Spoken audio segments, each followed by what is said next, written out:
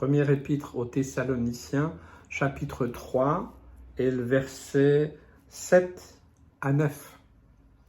En conséquence, frères, au milieu de toutes nos calamités et de nos tribulations, nous avons été consolés à votre sujet à cause de votre foi. Car maintenant nous vivons, puisque vous demeurez fermes dans le Seigneur.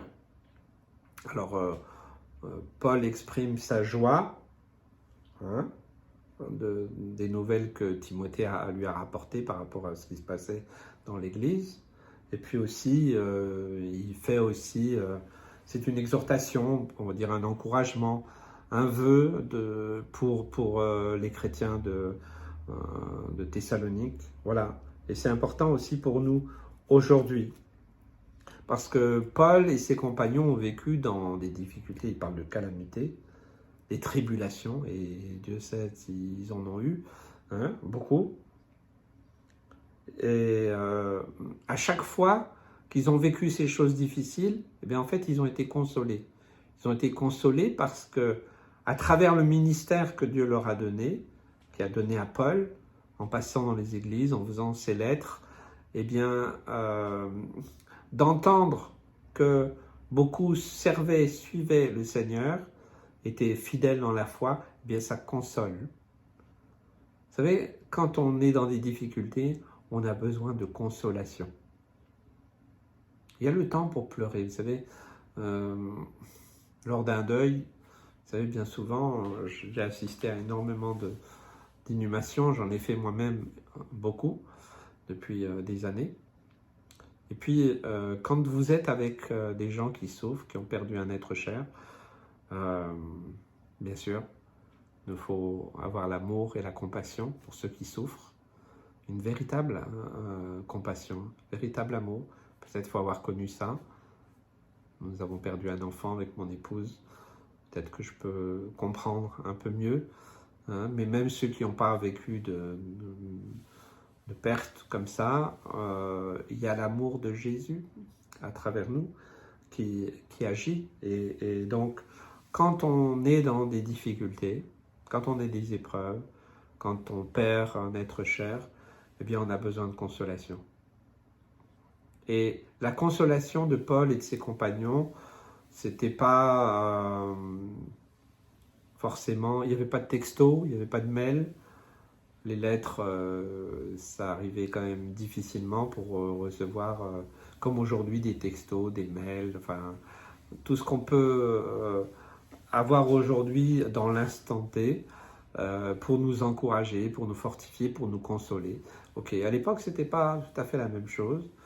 Donc, par contre, eh bien, il recevait, puisqu'il envoyait Timothée, mais aussi d'autres, il les a envoyés faire le tour des églises, il revenait voir Paul et il leur faisait le récit de ce qui se passait. Et quand il entendait qu'une église marchait bien avec le Seigneur, que il y avait beaucoup de conversions, il y avait beaucoup d'âmes qui se tournaient vers Christ, enfin, voilà, des délivrances, baptêmes, des guérisons, voilà, tous les témoignages qu'ils ont pu raconter, eh bien, dans leur souffrance, ça les consolait. Ils savaient que finalement, ils souffraient, mais que ça produisait du fruit, quelque chose de bon. Et c'était l'objet de leur consolation.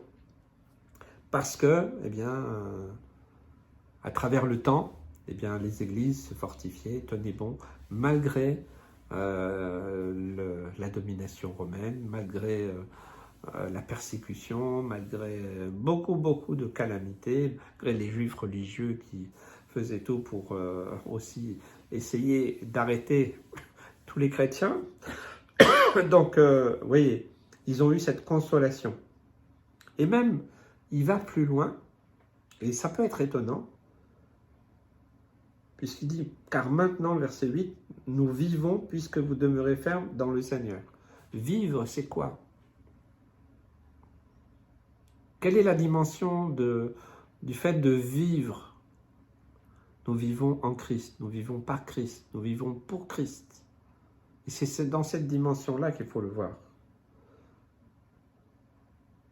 Parce qu'ils traversaient des difficultés, parce que malgré ces difficultés, l'Église grandissait, la foi était ferme, il demeurait ferme, eh bien c'est le maintenait en vie. Vous voyez, la puissance du témoignage de consolation, eh bien ça nous tient en vie.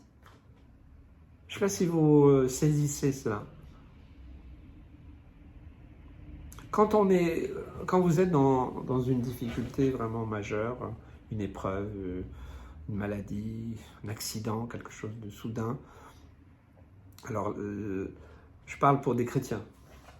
La première chose, bien sûr, c'est de recevoir de la consolation, de l'encouragement, de l'amour, de la compassion. Ok. Mais qu'est-ce qui va vous permettre de continuer à vivre si vous perdez un être cher? On a perdu un enfant. Qu'est-ce qu'il y a de pire que perdre un enfant? Je tenais mon fils dans les bras et je dis, Seigneur, ressuscite-le. Il n'est pas ressuscité, mais je crois toujours que Jésus est la résurrection et la vie et qu'il peut ressusciter les morts, je le crois. Mais comment continuer à vivre au-delà de la consolation? Eh bien, à cause de Christ. À cause de Christ. Parce que c'est ça qui nous permet de tenir et de vivre, c'est de demeurer dans le Seigneur. Comme j'ai parlé précédemment, racheter le temps. Je reste dans le temps du Seigneur, le temps de sa volonté, de sa grâce, de sa miséricorde. Je ne comprends pas tout. Ok, et puis je ne sais pas pourquoi mon fils est mort et je ne vais pas me casser la tête à poser la question 1000 fois.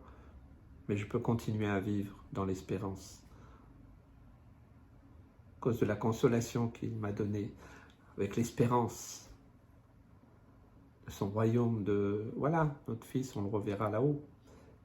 Il avait 3 mois, il est mort de la mort subite du nourrisson. Voilà. On a une espérance qui nous permet de vivre. Cette foi, elle nous permet de vivre, je vous assure. Ma femme était détruite et elle est passée par un moment de dépression qui est compréhensible. Mais c'est Christ aussi qui l'a consolée et qui lui a donné de pouvoir continuer à vivre. Vivre dans l'espérance, vivre dans la foi, en demeurant en Christ. On peut, vous savez, quand on a des grosses difficultés comme ça, eh bien, certains, ils abandonnent le Seigneur. Ils laissent tomber. Ils ne demeurent pas dans le Seigneur. Et même toutes les paroles de consolation ou autres, ils ne les acceptent pas. Non, mais qu'est-ce que vous croyez? Non, ouais, c'est votre Dieu.